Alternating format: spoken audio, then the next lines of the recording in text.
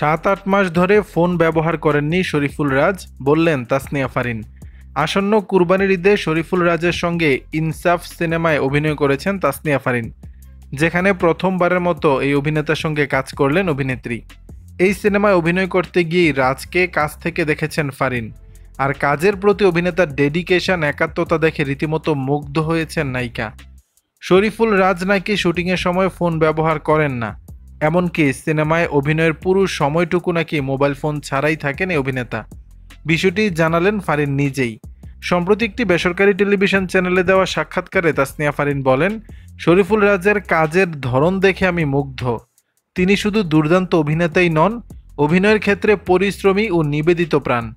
ফারিন বলেন, শুটিং সেটে আমরা মনোযোগ দিয়ে অভিনয় করলেও ব্রেকের সময় ফোন ব্যবহার করি, কিন্তু রাজ শুটিংয়ের পুরো সময় কোনো ফোন ব্যবহার করেননি। এমনকি ৭-৮ মাস ফোন ছাড়াই ছিলেন, তাকে ফোন কল দিলেও পাওয়া যেত না। রাজের প্রশংসায় অভিনেত্রী আরও বলেন, শুটিংয়ের ফাঁকে আমরা যখন ফোন দেখি তিনি তখন বসে থাকেন, চরিত্র নিয়ে ভাবেন। তার সঙ্গে কাজ করা খুবই প্রেরণাদায়ক। ইনসাফ সিনেমায় শরীফুল রাজ, তাসনিয়া ফারিনের পাশাপাশি মোশাররফ করিমও অভিনয় করেছেন। ইতিমধ্যে সিনেমার পোস্টার ও টিজার দর্শক মহলে বেশ প্রশংসিত হয়েছে। দর্শক, রাজের এমন ডেডিকেশন নিয়ে আপনাদের মতামত জানাবেন নিচের কমেন্ট বক্সে।